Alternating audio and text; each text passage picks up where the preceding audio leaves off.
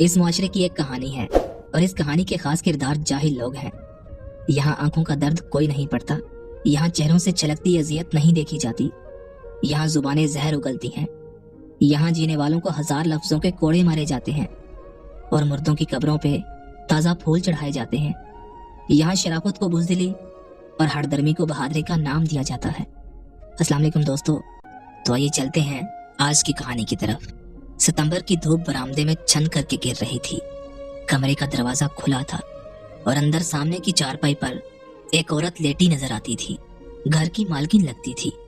पैरों की जानब एक लड़की आंखों पे नजर का मोटा चश्मा लगाए पैर दबाती नजर आती थी।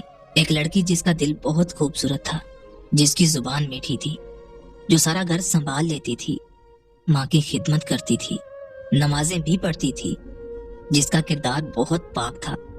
मगर इस मुआशरे में उस लड़की के हजार नाम थे जिनसे वो हर रोज पुकारी जाती थी, हर रोज नित नई अजियत से गुजरती थी। मगर इन्हीं नामों के साथ वो जी भी रही थी और जीना ही पड़ता है। एक नाम उसे पैदा होते ही मिला था, नूर बानो। मगर ये नाम तो लोग भूल ही गए थे। उसे उसके असल नाम से पुकारा ही नहीं जाता था। बचपन में दोस्ती करते वक्त लोग उस पे खूब हंसते, फिर हंसी मजाक में दोस्ती भी कर लेते, तरस खाकर। मगर शर्त ये थी कि उसकी इज्जत नहीं की जाएगी, उसके नाम से कभी उसे नहीं पुकारा जाएगा। हर बात पे मोटी कहकर पुकारा जाता। काली उसका दूसरा नाम था। चलो, बचपन में अगर बच्चे मजाक उड़ाते भी थे तो वो बच्चे थे, बचपन गुजर गया। मगर इस मुआशरे के मुअज़्ज़िज़ लोग कब इस बात को समझेंगे? हाय, एक तो मोटी, ऊपर से काली। बेटा, हजार तरह की क्रीमें आती हैं आजकल मार्केट में, कोई इस्तेमाल कर लो। लड़कियों पे साफ रंग ही अच्छा लगता है। कद कितना छोटा है तुम्हारा, किसी डॉक्टर से मशवरा करो। लड़कियां तो ऊंची, लंबी और पतली ही खूबसूरत लगती हैं। उस लड़की की सिर्फ एक ही गलती थी, हर बात पे सर झुका देना।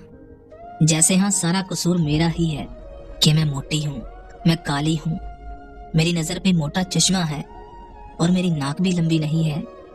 वो कैसे समझाती लोगों को कि अल्लाह ने उसकी चमड़ी को काला रंग चढ़ाया है।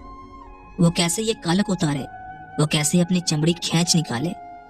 इस कालक के नीचे उसके किरदार की सफेदी को कोई नहीं देखता था।